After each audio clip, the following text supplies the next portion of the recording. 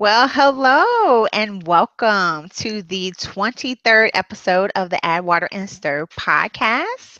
I am Mimi from the blog Complicated Melody, and I'm joined with my co-host ABM, Adoptive Black Mom. How you doing, ABM? I'm great. How are you?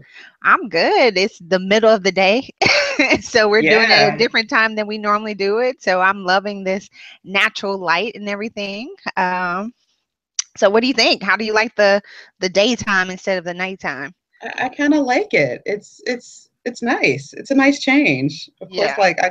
because have done it for a year at night, I'm kind of like, what time is it? Is it time to go back to bed? Is it time to take a nap yet? Yes.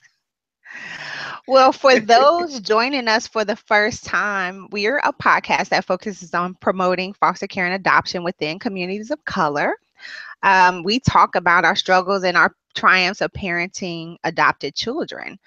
And so, our topics that we're going to talk about today, we're going to talk about attachment and attachment parenting as it relates to um, adoption.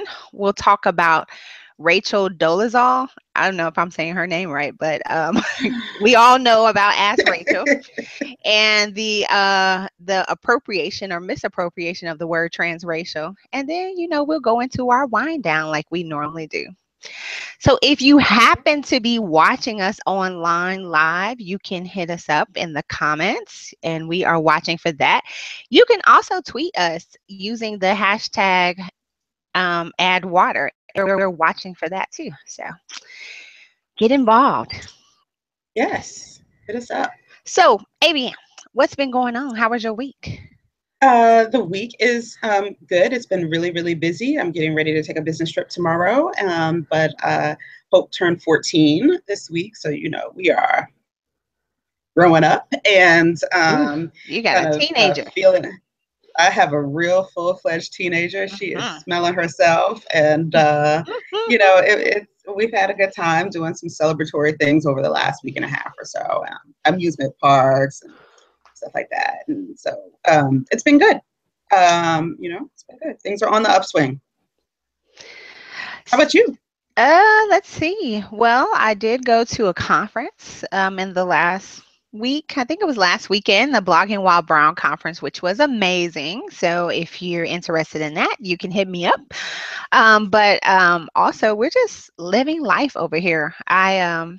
Work has been doing a little number on me, but I'm on vacation for the next week. I'm excited. And I just realized like how much of a difference that has in my parenting. Like the stress is off, and I just Uh, feel like I have so much more time to spend with Nana. So I'm looking forward to our next week of hanging out together. nice. Mhm. Yeah, we are on vacation in about 2 weeks, Yeah, y'all have a so I'm good looking forward to vacation that. schedule. Yes. I We wish I could join do. Yes, yes, we are going to Black Bougie Land. Uh, y'all. So you're enculturating her early. I am. We're going to Martha's Vineyard for a little R&R after a business trip I have in Boston, and yeah, we have edutainment thing coming up where we will be watching The Inkwell Yes, to get her ready. yes, yes. What other movies have Martha Vineyard in it? That's the only one that comes to mind. Oh, The Wedding. The Wedding is Yes. on Martha's Vineyard, and then there's another one, or maybe that's a book. There's a book. There's an African American book called The Oval that Mm. is also set on the vineyard. And so, yeah, I'm gonna have to see if that one's on audiobook because we're gonna do audiobooks. And we're driving. We're gonna do audiobooks on the way to Boston. Yeah.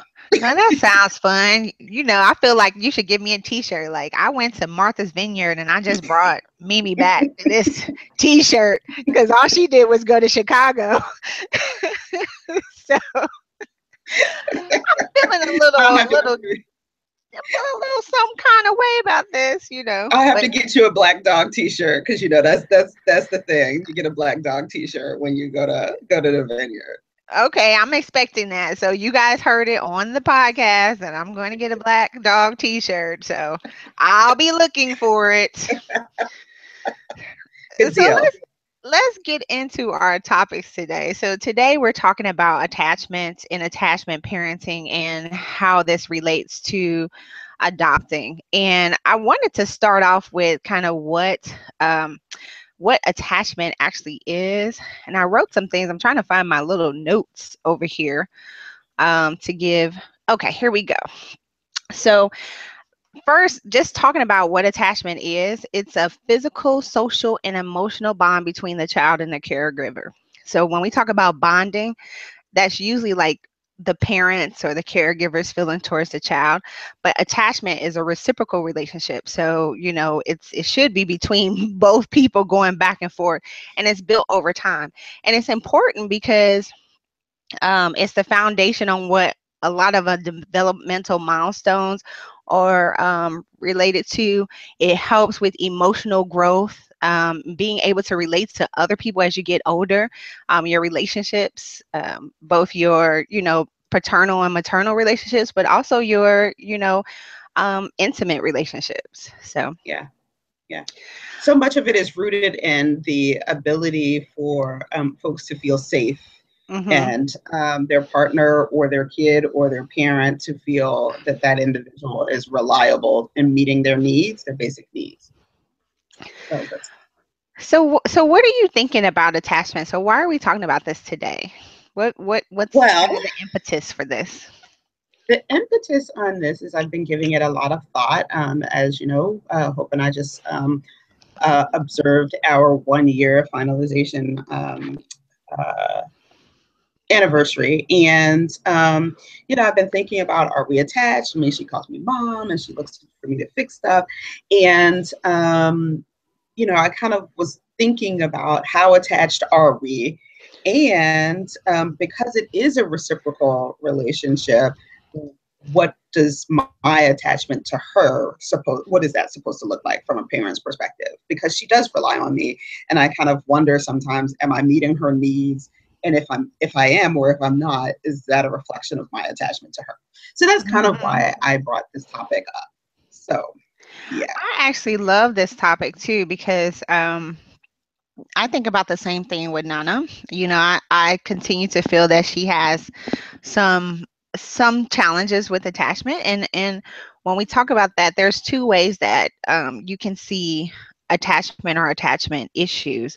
You can see either you have a very strongly attached child where they feel safe and they're committed to the family and they feel comfortable when they see their caregiver or their parent, and they th- they have are scared when they leave the parent, but then they're also happy when they see the parent. But if you see some like attachment concerns, it could look like either um, where they they they don't necessarily attach to their caregiver, so they want to attach to a lot of different people, like, so they Hmm. don't have a discrimination around who they attach to. So like there's a lack. So one of the things that with Nana I see is a lack of reticence with unfamiliar people, so she's very open to a lot of people. But you can also see it on the opposite, where there's not a preferred adult and they don't respond to comfort from anybody. And they don't really have a good lack of social and emotional reciprocity. So I think there's Yeah. two ways you can see challenges with attachment. And those are things that I'm continuing to watch for within our relationship too. Sure. So, and the other thing, that a lot of times when folks are talking about attachment issues, they are very specific about infant adoption and kind of skin to Mhm. skin immediately after birth. And, for birth families, for mothers, things like breastfeeding or, some of those very early kind of, hey, I'm the parent. And so in both of our situations, we have kids that are not infants. Um, Mhm. got a toddler as well as a teenager or a preteen when Hope came to live with me, and fostering attachment takes different forms when you're talking about older kids and So kind I of, because we're not just talking about some of those Maslow's basic needs of food, shelter, and, warmth, but really kind of some of those deeper issues. I'm hearing you. I think you may have frozen. Are you still there? Yeah,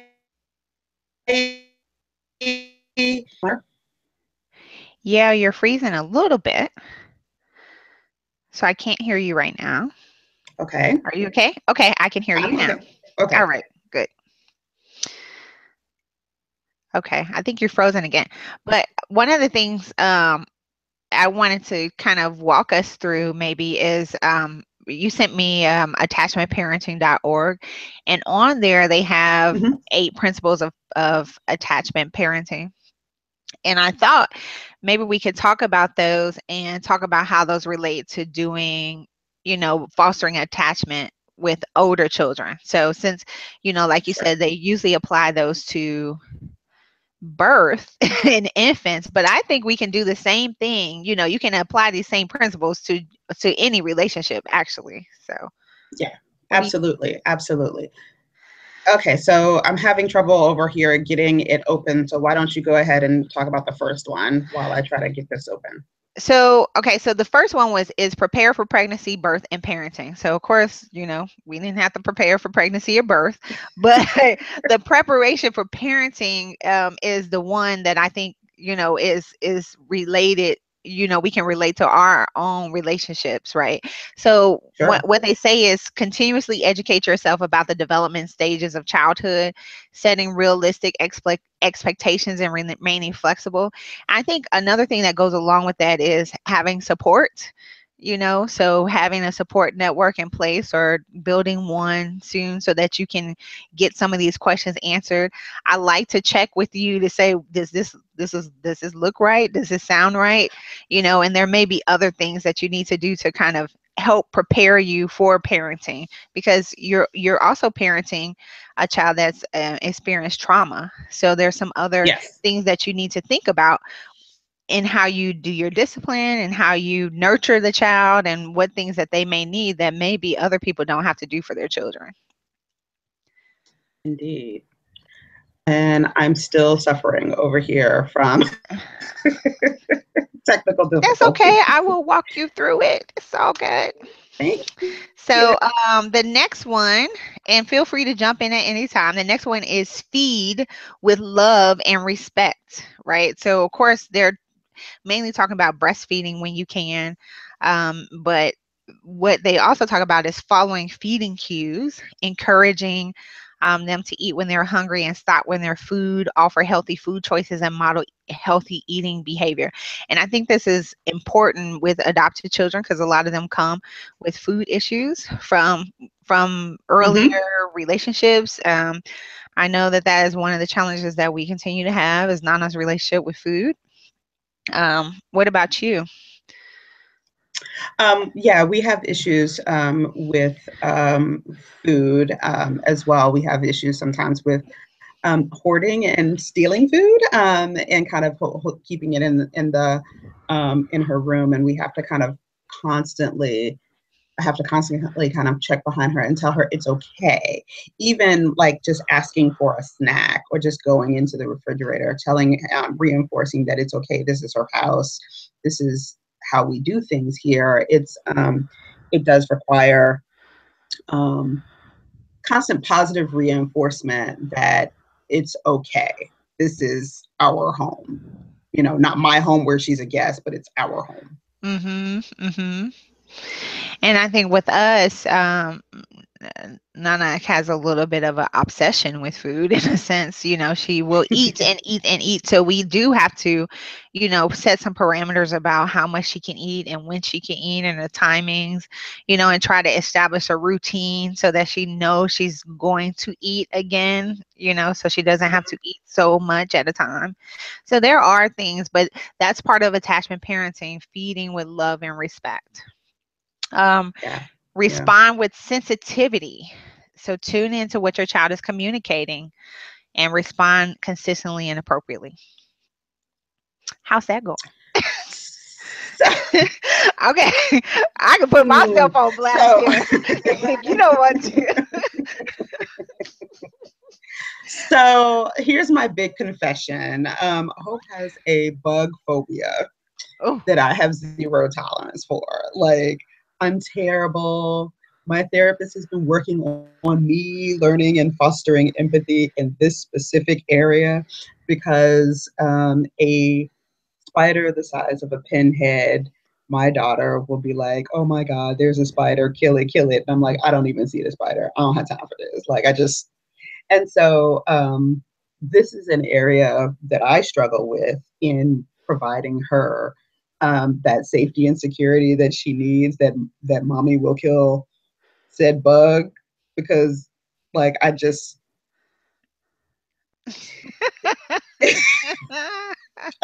don't like I just can't. Like it's not that I'm scared of the bug either. It's just like it's not a big deal. And I you're have like, girl, go difficulty kill wrapping that my bug. head around.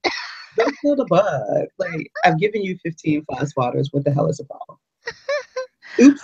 So, like, so yeah, so this is one that I struggle with and I think I do well in other areas, but now that it's summertime, this is a particular area of weakness for me and fostering that sensitivity and required empathy that she needs in terms of reinforcement to kind of work through this.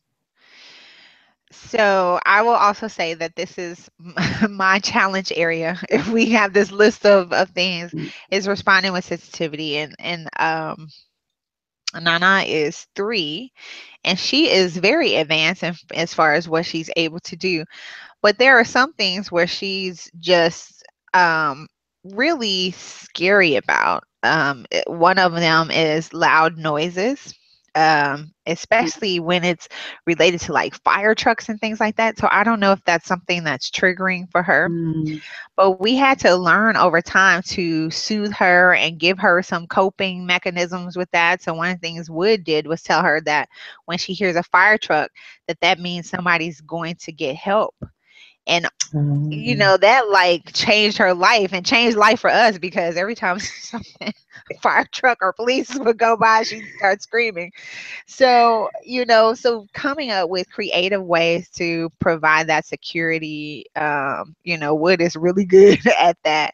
And like I said, this is a good touch base for me to look at this and say, okay, what areas do you need to shore yourself up with? You can get into parenting mode, and you could, again, you fall back into the things that your parents did with you, and you have to parent your child differently. So like I can understand with the bug because I can see my mom being like, "Girl, go kill that bug." right, Like exactly. I'm not here for all that foolishness. So Yeah, I just, yeah. So anyway. Hmm. So, use nurturing touch is the next one. So, hug, snuggling, back rubs, massage, physical play help with this need in older children. And I think, as far as we go over here, we're very good with this. She gets all the hugs and all the kisses. We even have like a little song about it over here. Now, one thing that I probably am challenged on is Nana likes to be up under me all the time. Like if we're sitting next to each other, her thigh has to be resting on top of my thigh. Oh. I mean, she needs to be stuck in me. She needs to have her arm hanging on me, and I don't want to be touched like that all the time. So I have to continue to work on my nurturing touch from that side. Like she just wants to be close to you. Just let her be there. Oh, yeah. Yeah. Well, I am pretty deliberate about making sure that I hug Hope at least once a day. Because I realize that when we go for periods of time where we don't have that touch Hmm. contact, that things kind of go off the rails, and that there really is something to just hugging your kid, and that it is healthy and that it is safe and that it feels good. And so I make sure that I try to be really deliberate about that. Of course, we're working through anger issues and family therapy right now. And so we've had to reenact each other's anger.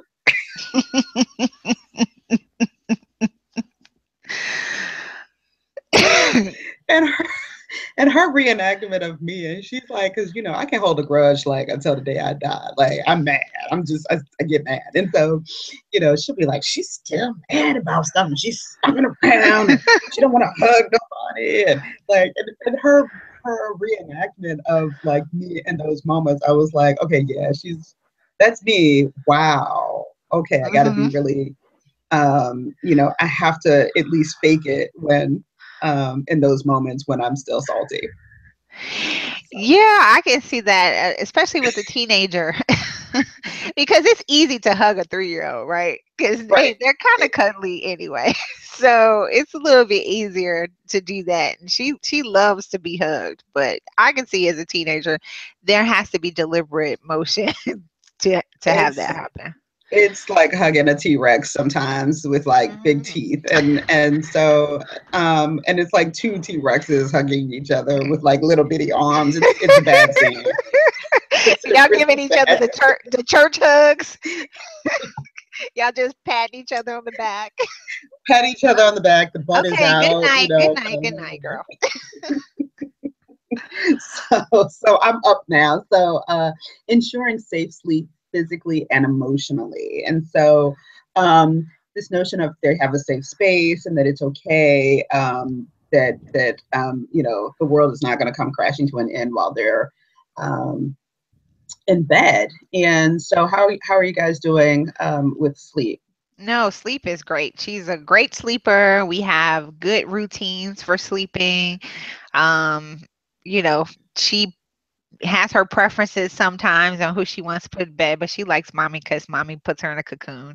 And it's just, we always had like, fun things to do. Like Wood is always like, are you still putting her to bed? And like, what are y'all doing? I'm like, we're doing the nighttime wind down, so we sing songs and we do all kind of stuff. So sleep is a good place.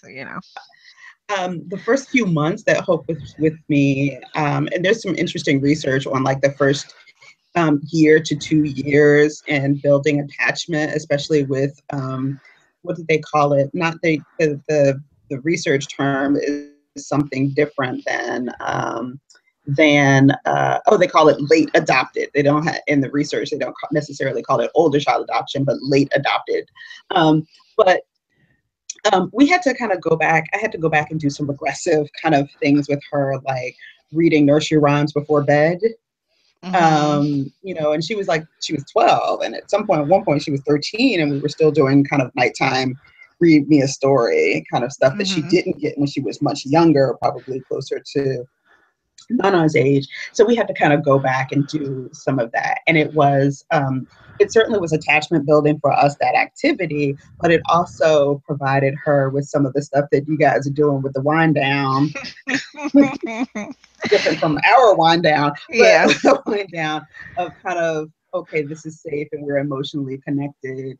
And this is what parents do for their kids and their babies, even if their babies are 5'8". Yes. So that's what you got to do. That's what you got to do.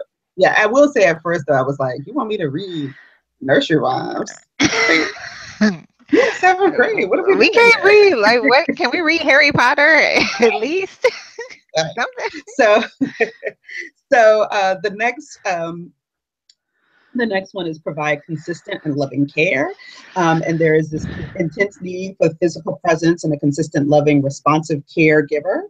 Ideally, of course, a parent. And so it sounds like this is part of Nana's need to actually touch you. Yes, all the time. So some of the other pieces of this are that you need to keep schedules flexible, although I would say that routine is really, really important so that they know what's coming, but you need to be able to kind of switch it up, minimize stress, fear during short separations. Right. And certainly that's something that we've dealt with over the last year and a half or so. Yeah. Yep. Yeah. And I see that even now, I think I mentioned that we were having a problem with our babysitter, and we had to stop doing the babysitting for a while.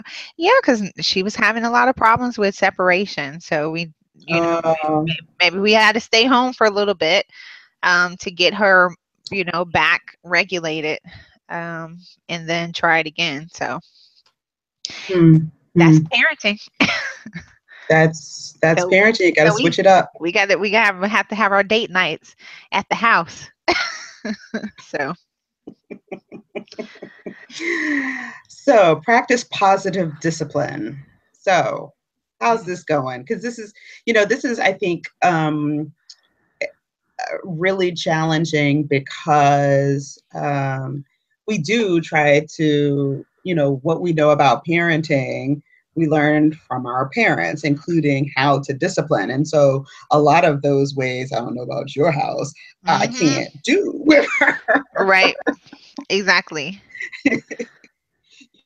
I can't do those kinds of forms of discipline with her. And so it's required some real creativity as well as just generally deciding what is punishable and what is not, what's worth the punishment and what's not. And so um, I've found that when she engages in behavior that is like really wildly off the charts, I'm actually less likely to come down hard because usually it's indicative that something else is going on that maybe I missed or she's been hiding or something. But usually we had an episode maybe about a month and a half ago where she engaged in what I would consider some pretty risky behavior online.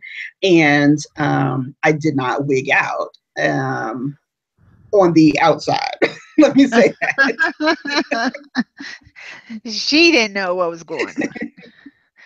like, there was a really big red solo cup that night, but I didn't come down hard on her because it just wasn't what she needed. It was really rooted in some other types of things that she was wrestling with.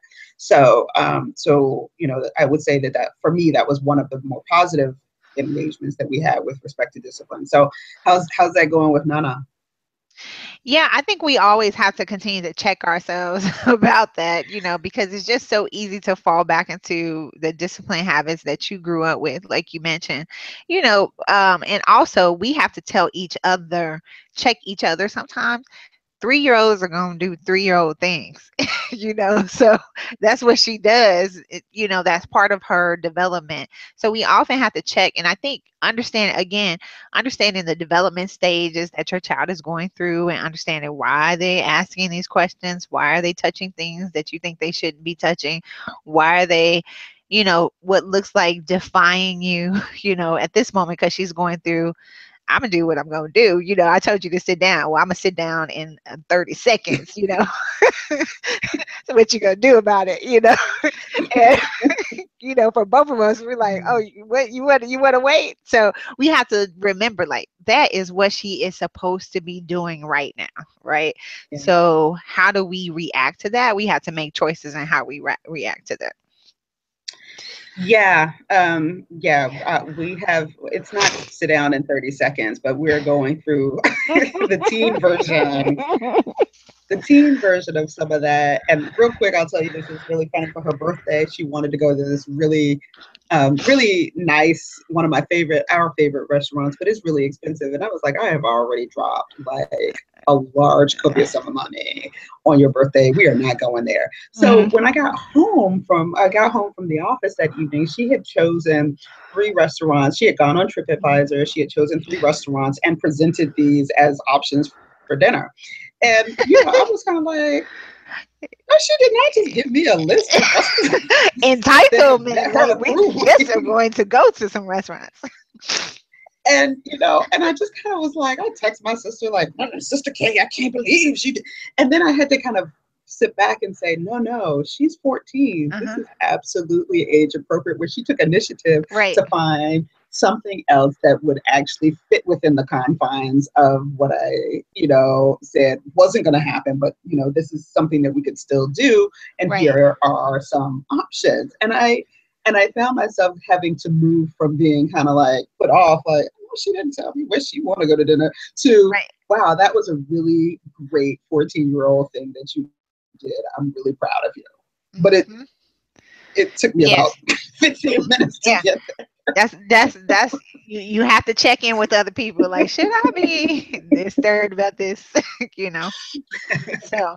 But it was a really good thing for her. So the last one here is strive for balance in your personal and family life. And it's easier, it says it is easier to be emotionally responsive when you feel imbalanced. Create a support network, set realistic goals, put people before things. Don't be afraid to say no. Recognize individual needs within the family and meet them to the greatest extent possible without compromising your physical and emotional health. Be creative, have fun with parenting, and take time to care for yourself. Hmm. Yes, balance is a good thing. Yes. Comments? I agree. I think you've been preaching on here since the beginning about self care and taking care of yourself. And what I appreciate is your honesty and telling the world about the different um, the different processes you and Hope are going through to make sure that you're healthy. And I think we all need to do that. I was trying to look up real quick. That's why I was distracted because one of the people that I follow on Twitter, her name is Martha. sh- Uh, her Twitter handle is Yes. Shrink Thinks. She had written kind of a series of tweet, and it talked about adopting and being an adopted parent. And the fact is that as an adopted parent, you're coming into, or any parent, I honestly, you're coming into it with your own issues, your own notions, and your own history and your own baggage. And a lot of times that shows up in the way that you parent your child. And so getting yourself healthy and making sure that you're all right. And like I mentioned at the beginning, the fact that I'm not, I have vacation, I can automatically see the difference in how I parent Nana. So those things, putting those things in place for yourself will help you to be a better parent. And, I think we just need to be actively working on that. Uh, Yeah. Yeah, I wrote about what I've been wrestling with this week and fighting depression. And it's amazing how many people have reached out to me in the last few days talking about their experiences with depression, particularly adoptive parents. I referenced in my piece this week that, it's a shame, specifically in communities of color, that dealing with emotional health and mental health issues are kind of taboo. It's like, no, I can be strong and I'll just work through it and I'll just pray and, mhm. and all of those things. But the reality is that that the identity of being an adoptive parent is also,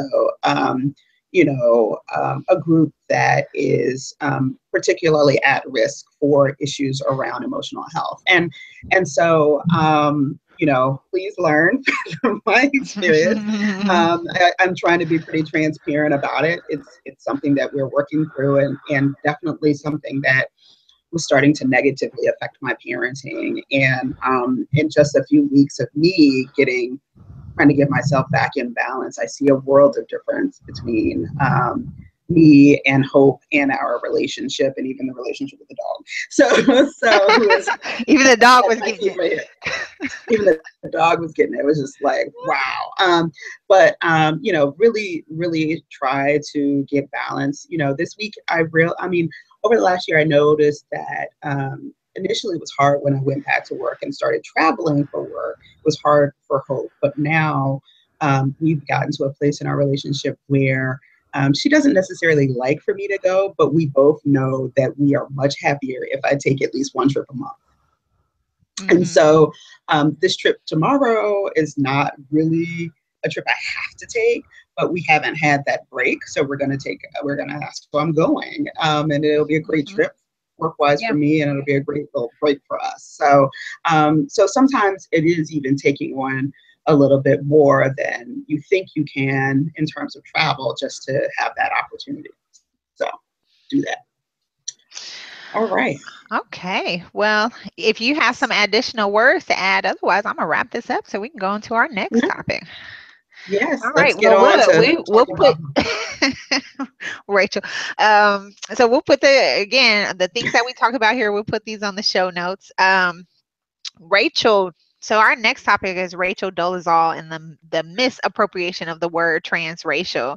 And if you haven't been under a rock, in the last couple of weeks, there was a lot of coverage, surprising amount of coverage about the events surrounding Rachel Dolezal. She is the former president of the Spokane's NAACP chapter, and she actually came to uh, our she came to the media because she was under scrutiny for falsely representing herself as Black. And this was probably the reason why it went so viral. The story went so viral because, we definitely heard of passing from the sense of people from other races passing themselves as white. But we haven't heard very much as people, going the other way. And so this was news to us. But really, the part that relates to the adoption community was the use of the word transracial. And I think it was mainly because we had just seen Caitlyn Jenner come out to the world as being being transgender. And so this terminology of the word trans as being, feeling like you are one way inside and presenting externally as another way. So that wording choice, people just use that since it was so fresh in our mind to use it to race. And what people didn't know is that there are already a lot of scholarship and work, and the use of the word has been being used within the adoption community for years. And so what we typically in the adoption community say transracial in is the adoption of a child that's a different race than adoptive parent, which is a very different thing than um, being, assuming markers of some other race to pass off as another race. So what do you think? So how did you feel about this, Rachel Dolezal? I know you wrote a piece on it. Basically, you're over it. Over Rachel, over everything she This has to say. latte. I see. So, uh, this chick, I'm glad that that she's kind of moved off the front page. Unfortunately, she got moved off the front page because something worse happened. But Mm-hmm. yeah, I'm not here for it. And the misappropriation of the word is exceptionally challenging. She's given several interviews. Of course, she was interviewed by Matt Lauer on the Today Show, and then a longer interview with Savannah Guthrie, and then another interview with Melissa Harris Perry. And that one really kind of, I don't know, irked me because, yeah, Melissa is, she's a great journalist. And I just saw lots of softball questions. But one of the things that, with respect to the adoption piece, that I thought was kind of interesting is that Rachel immediate family includes adoptive siblings of color, Mm-hmm. Black siblings. So there's a piece of that. And then she, and it's unclear exactly like if one of the sons is adopted and then the other one she just has custody of her former brother. I'm not really sure. Anyway, she's got two African-American male children. And in one of the interviews, and I can't remember which one, but in one of the interviews, she says, well, I mean, I couldn't really be their mom. They're Black. Like, so this, so part of this identity piece is kind of being their mom. Like, and so there was a piece that I um, linked to on my Facebook page and certainly tweeted out that kind of mindset within adoption follows a real ownership model, which is particularly troubling in a true transracial, i.e., the children are children of color, typically adopted by white parents. This ownership model is just, there's a lot to unpack there that is really problematic, and I'm not here for it. I agree. I think the other thing that kind of I don't know, triggered something at least in me. And again, I go back to Martha and her shrink thinks, and she talks about John Rabel, who's been Mhm. doing scholarship around transracial families and adoptions of adopted families that are composed of children of different races or people of different races. And she talks about that there can be some ways where maybe white family members can be pulled out of their identities in a way, drawn out of white spaces because they are surrounded by other people of color. And so I just wonder, like, how much of this kind of identity concerns that she's having is related to the fact that she did grow up in a family that had multiple different types of people in it. So yeah, I mean, I think that it probably does have a lot to do with that. Her claims of using the brown crayon at the age of 5, notwithstanding, Uh-huh. which Yes. Yeah. Okay. just Continue on. incidentally, well, but I gotta say this, like, so what? You used a brown crayon. Little kids do that. Little kids try on identities all the time. I wanted to be Marie Osmond, a white Mormon chick from Utah. My parents were like, huh, this is concerning. But you guess what? I'm still black. Like, and so this issue of trying on, just developmentally, that's something that kids that age do. But then there's other piece of moving, if you are a part of a transracial family, moving you from white spaces. Absolutely. Not Yes. no question. It moves you Yep. from white spaces. It doesn't make you black. Exactly. It doesn't. It it doesn't. And I think just a application of the word transracial to her is a mistake.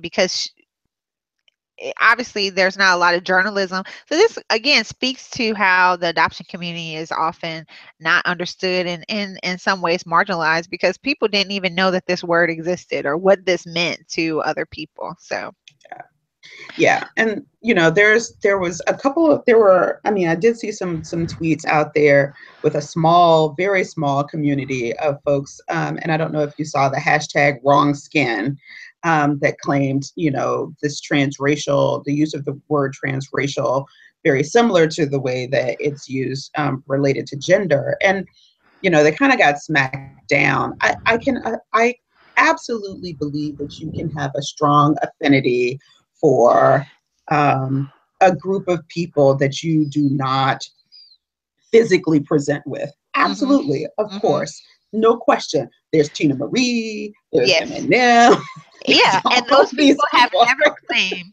to be black.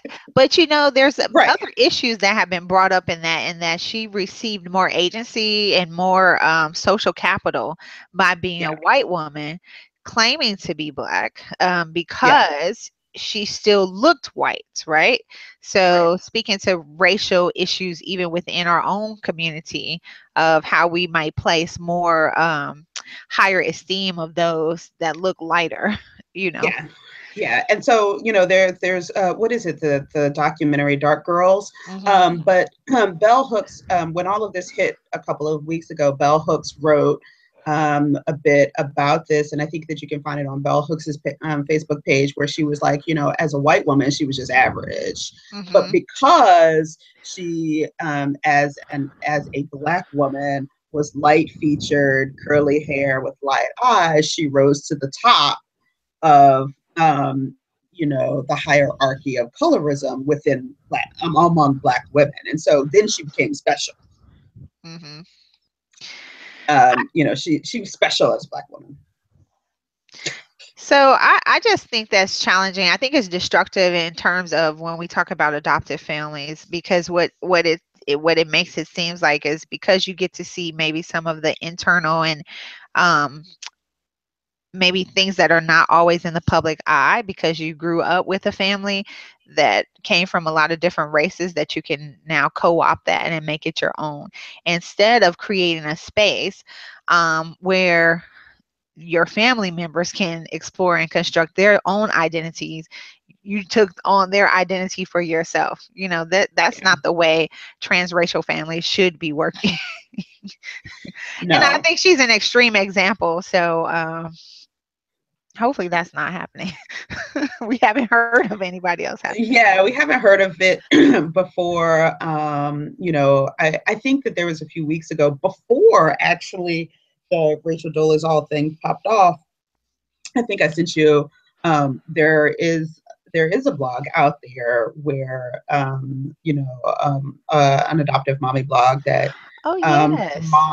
mom actually claims blackness because her adoptive kids are black. And I remember when I stumbled across this blog and I was reading the about page, I was just like, But help me to no, understand, is she claiming, so I, at least my understanding, I thought her claiming of blackness was not in the same it wasn't physical quite in way. the same. Yeah, Now, I don't agree with her claim either, but it's not the same as it wasn't the same as Rachel. So I don't want you to be like, oh my God, there's a parent out there that really has followed this kind of ownership model. However, it was interesting because I mean, I got the point that she was trying to make, that she has to be very mindful about the experiences that her kids are having and will have over the course of their lives, and that she needs to be sensitive and to sensitize herself and the people around her to those realities. But this kind of, okay, so I'm a black mom, and I'm like, oh, okay, just anybody can say that now. right, right. Like, no, you are a white mom with black kids. And I understand that race is a social construct and thus becomes somewhat flexible. And as a diversity professional, I'm sensitive to that. However, this notion of co-opting color for purposes that just, I don't, it just doesn't feel authentic to me. And you can be a great ally without painting yourself. That is, I mean, it's just like the email, the post that I posted at Halloween, where we have to deal with this foolery with people dressing up and appropriating culture and history. It's problematic. Well, I think that the problem I have with that too is, in a sense, you're doing a disservice, because if you have such an affinity and you claim to understand what the struggles are, you could do so much better by helping us in the mainstream and the majority viewpoint, and helping to speak to that, versus trying to be on the other side and pass yourself off as someone that you're not. But the other thing Yeah. related to the woman who calls herself a black mother, I think I'm challenged with that too, is because your experiences that you have as parenting children of color is still on the peripheral, right? You're experiencing this through their experiences, and it may be true that you have to deal with how society has to deal with them, but the fact is, as a white woman, that you can still walk into the office and have these conversations and be looked at as a white woman. You don't have the additional negative of being a black mother going to talk to an administration about your black children. Right? There's privilege in the fact that you are a white mother parenting people of color, and if you don't understand Yes. that, and you try to pass yourself off as I'm a black mother, and you're not understanding and know there's a difference in how people perceive you, and that means you're still missing it some way. You're not quite Yeah. connecting it. So Yeah. again, this whole kind of, like you said, co-opting either terminology or actual presentation um, is not the business. Not the business. Nope. Girl, bye. As you said, girl, bye, Rachel. Bye. Bye, Rachel. Bye. But I Bye. will say that I did enjoy Twitter. Black Twitter, we are some Oh, geniuses. people. We are some comedic geniuses. Twitter with this hashtag ask Rachel.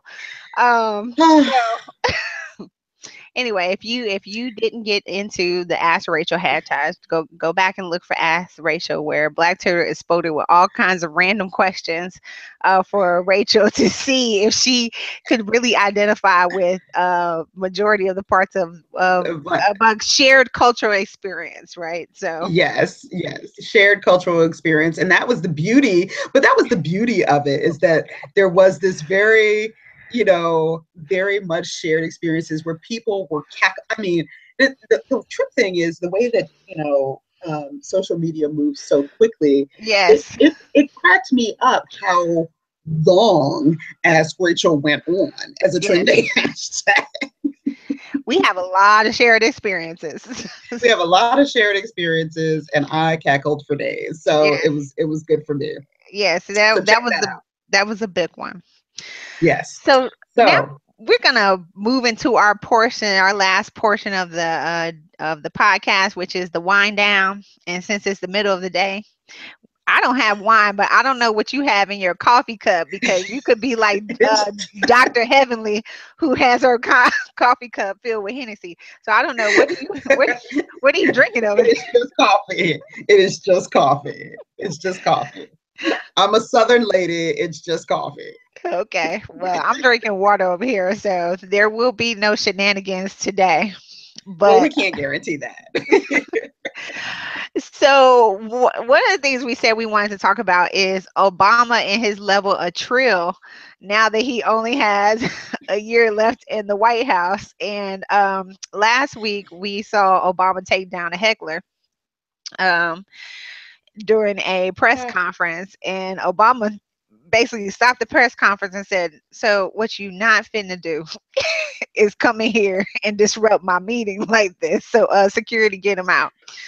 So I was amused by this because I just feel like, and then the other thing that I want to talk about is Obama when he had his Luther translator actually get up on stage with him. And so this was I'm not sure if it was Key or Peele. I don't know which one is which, but from the Key and Peele show came up and did his translation. So he'll speak in his normal Obama speak, but Luther then will give the I don't know. Is it is Angry black man yeah, the translation. angry what Obama is really feeling on the inside when he wants to talk to the American people.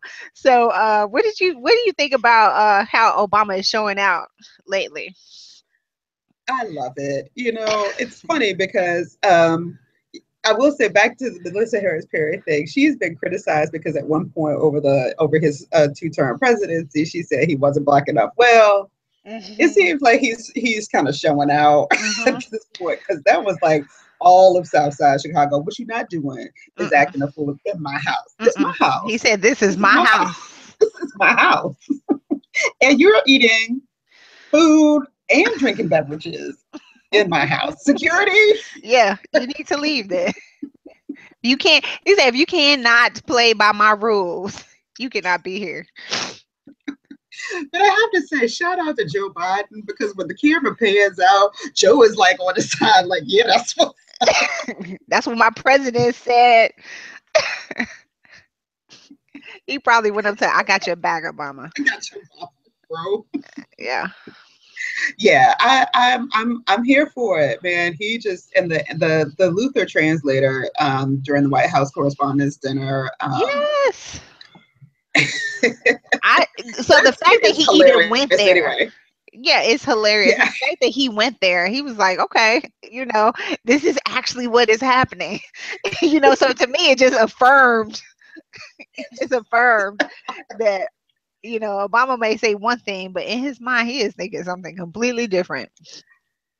Well, So toward the end of that skit, of course, he is like reared up and ready to go, as he says, and he was going in. and then Luther And had to Luther say, was "Wait a like, minute, hold on. whoa, I need you to calm down. You're doing too much. Wait a minute." So yeah, So I'm yeah, enjoying that. yeah. So I look forward. We've got another year, and I think that he is going to be. I think he's going to continue to show out. Mm-hmm. I look forward to seeing what's going to happen in the next few weeks because, Mm-hmm. by and large, most folks say that this last week was the best week for him of his presidency, Mm-hmm. with the Supreme Court rulings on the American Healthcare Act, the ACA, Yep. fair housing, marriage equality, and the trade deal. Like, He's hey, winning. winning, Winning. Yes. winning. So yes, and then he He's got like all black. lame duck. What's a lame duck? He said, I'm making some moves. Yeah, and then we'll talk about recommendations in a minute, but the his eulogy yesterday for Clementa Hmm. Dickey in South Carolina, where he went straight black old school minister, first giving Yeah. honor to God, and Yes. and then and all the 50 pastors and so He knows the protocol. If you go speak at a black church, there is a protocol. It is called protocol that how you are supposed to address. It is. And how you are it supposed to address the assembly of people there. There's a way you have to do it. Let's ask Rachel. Does Rachel know the the protocol? protocol for starting a black church eulogy. And then, like, does she know the protocol for wrapping it up? Hmm. Amazing Yes. grace. Like, Hmm. it was everything. So yeah, he is doing it and doing it well this week. So yeah, he's winning. So, are we watching any TV? I haven't really been into TV lately, so we might Uh, need to pick a well, I show. finished watching. Yeah, we do need to pick a show. We really I do. mean, I'm still kind of watching Love and Hip Hop, but it's and I did watch Orange. I finished up Orange is the New Black this week. Interesting background stories, Maybe but we should do also, one on Orange is the New Black because they have a lot of yeah, family issues within Orange they is the do. New Black. We might do a They do. whole, kind of picking up Orange is the New Black and how that relates to foster care and adoption and um, how that might translate to negative consequences on how, like what's her name? Being aging out of the system and all kinds of things. Hmm. Hmm. Well, yeah. Is that Tasty? Yeah, Tasty tasty. age out? Yeah. Tasty aged out of the system, so there's some issues there. And have you watched the season already? I have. So spoiler for Okay. anybody who has So not. spoiler alert. Spoiler alert. There's a setup for the next season with Dianara's new baby. Yes. The season ends. Mhm. The season ends with CPS being called Mhm. to take the baby because of a situation at the end. And so there's a setup there to also deal with, infant and going into foster care, a newborn infant going into foster care. So, Ooh, I'm yeah. so I'm kind of excited about this. I think this will be good because you Yeah. have another mother who had her child in prison and the child is Hmm. with the father and the father decided that he's not going to bring the child back to prison anymore. And Oh, yeah. so, that is an issue that some first mothers have challenges with too. So, Yeah. Yeah. I think there's a lot. I think we need to do this. That's what we're Yeah, going to do. we should do a show. We'll do a show on Orange is the New Black. But other than that, Hope and I are Netflix binge watching Rain about Mary Queen of Scots, and that's our thing right now. Our little bonding attachment activity where we are not allowed to watch it with other people or alone. We only watch it together. So we're having a good time. And I'm making her Wikipedia and study the people on the show because it is based on real historical figures. So bonus to sneaky teaching.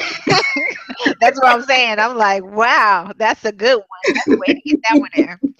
So, do you have any recommendations for this week? uh, my recommendation for this week is if you did not watch it on PBS streaming yesterday, definitely go online and watch Obama's eulogy from yesterday. It is powerful. It is moving. It's about 40 minutes long or so. Again, it follows Black Church protocol, but he's only given in 7 years in office, he's only given a few speeches that are really, really about race, and this ends up being one of them. And I think that he's gotten to this place where he has had enough, and I am right there with him. Yes. I'm tired of writing about these issues.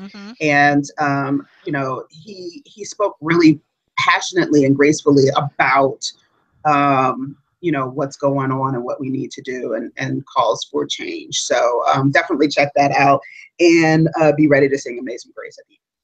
All right. All right. Well, I'm recommending a new podcast that I found. It's called Honey Help Yourself.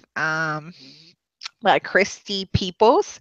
And I just love her voice. I mean, the podcast is really about motivation and healing and checking your thoughts and your mindset. And it's just something about her voice and the way she talks and just kind of is inspirational and empowering. It's not something I would listen to every day, but sometimes you just need that kick. And so I think it's a pretty good podcast. So Cool. Great. that's my recommendation. Good deal. So where can they find you at? You can find me, of course, on the blog at adoptiveblackmom.com, Facebook page of the same name, on Twitter, Adoptive Black Mom, and of course, you can always email me at adoptiveblackmom@gmail.com. How about And you? you can find me at the blog Complicated Melody. That's Melody with an I. Some things are going to be happening over there. You can tweet me at Mimi Complex. I will hit you back on that. And I do have a Facebook page, but no, don't try to get me at that one. Just tweet me, or you can email me actually at complicatedmelody@gmail.com. And then if you want to contact us, just tweet out and tweet with the hashtag add water, and we will see that and get back with you. And so that's all we have for today. So until next time. Until next time. All right. Thanks. See you later. Bye. Bye.